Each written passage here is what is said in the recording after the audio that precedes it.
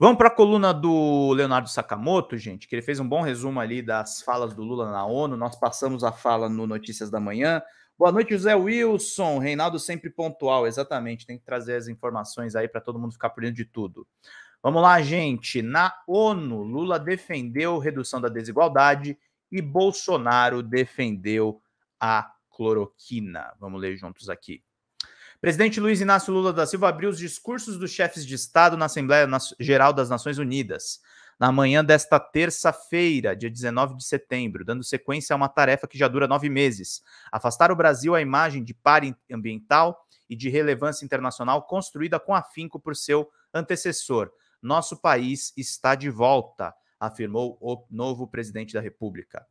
Um bom termômetro do que estou dizendo é as piadinhas ou comentários de piedade que recebíamos de colegas jornalistas de outros países durante os discursos de Jair Bolsonaro entre 2019 e 2022. Eles desapareceram.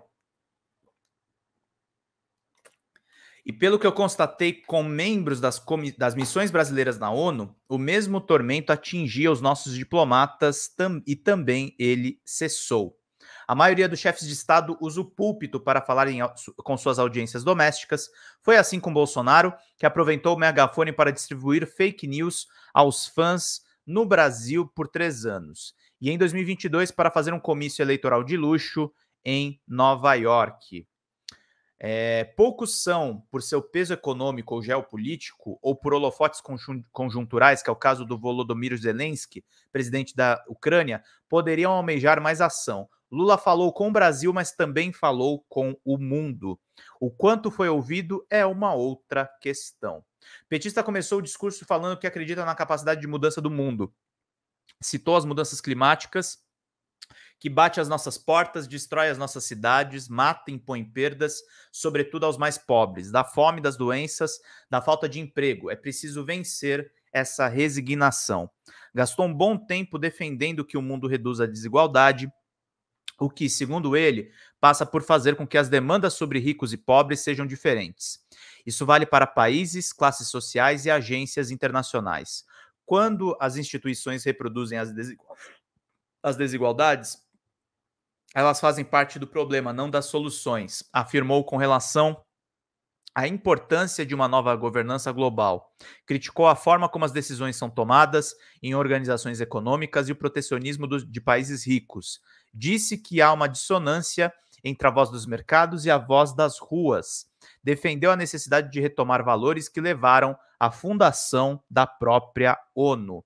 Não à toa citou o brasileiro Sérgio Vieira de Mello, alto funcionário da ONU que morreu em um atentado terrorista em Bagdá há 20 anos. Relembrou dessa forma uma época em que o Brasil tinha uma ascendência no sistema das Nações Unidas. Após citar os conflitos em curso em uma série de países, da Palestina e Haiti ao Iêmen e o Gabão, Lula afirmou que a guerra na Ucrânia escancara a nossa capacidade coletiva de fazer valer os propósitos e os princípios da Carta da ONU.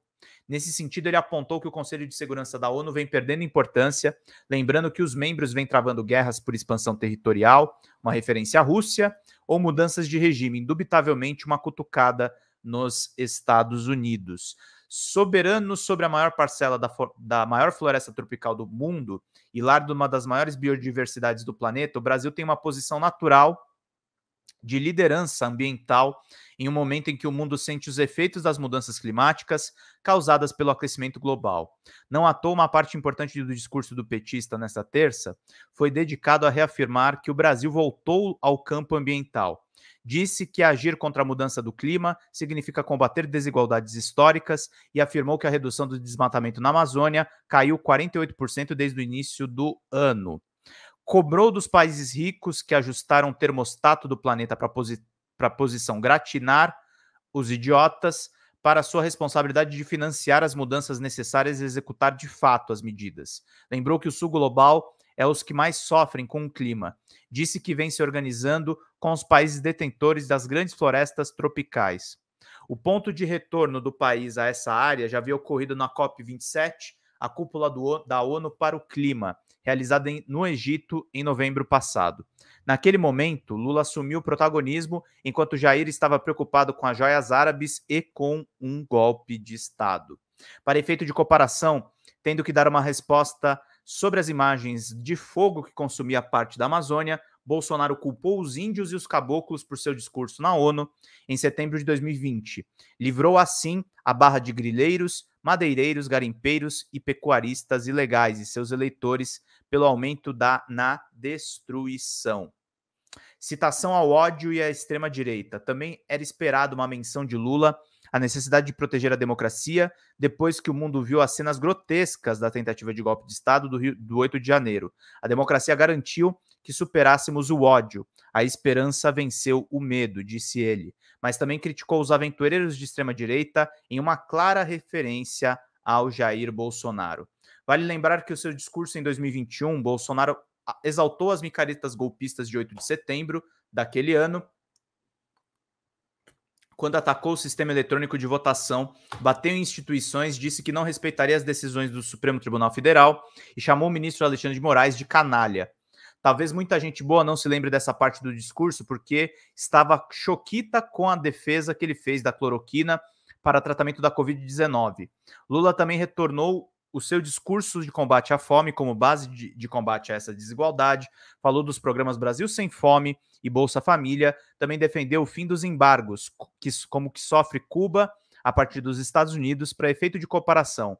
Em 2021, Bolsonaro terceirizava sua responsabilidade pela alta da inflação, que dificultava o acesso dos mais pobres a alimentos, a governadores e prefeitos. Afirmava que isso era consequência do isolamento social, repetindo o mantra que usa no Brasil para forçar as pessoas a retornarem às suas vidas em um momento em que centenas morriam por dia.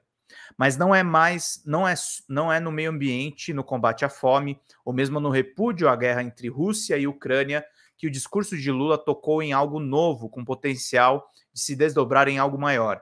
Ele e o presidente dos Estados Unidos, Joe Biden, devem assinar um compromisso pelo trabalho decente nesta quarta, dia 20 de setembro.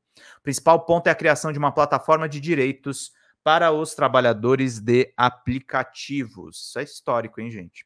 Aplicativos e plataformas não devem abolir as leis trabalhistas, afirmou em meio à discussão sobre uma nova governança global. O Brasil discute, em um grupo de trabalho no Ministério do Trabalho, a adoção de uma regulamentação que passe pela garantia da Seguridade Social e a remuneração mínima por parte das empresas de plataformas digitais. Hoje eles decidem a vida de entregadores e motoristas, a questão é, contudo, global. Governos operando conjuntamente podem fazer avançar a questão, bloqueada pelo lobby e pelo dinheiro. Bolsonaro deu as costas à nossa tradição de diplomacia independente, com foco nas instituições multilaterais, e fechou o Brasil para o mundo, voltando-se para o umbigo da extrema-direita, sendo tratado como um pet do governo de Donald Trump. Há muitas razões para criticar o governo Lula, mas o aumento dos gastos no cartão corporativo que acompanha o salto das agendas internacionais da presidência da República não é um deles. A transparência, sim. Mas criticar esse tipo de gasto, quando a necessidade é ir para o G7 no Japão, estranho seria se fosse gasto em férias no Guarujá ou em São Francisco do Sul. O bolsonarismo ressentido que o Brasil tem sob Jair era tratado como se fosse café com leite em fóruns internacionais. Reclama do dinheiro que vem sendo investido em encontros para que o mundo perceba que o país voltou, ao passo que não reclamaram do fato de 4,7 milhões terem sido gastos por Jair no cartão corporativo quando ele estava de folga ou em motociatas. É muita jequice, diz o Leonardo Sakamoto sobre o antecessor de Luiz Inácio Lula da Silva, meus queridos.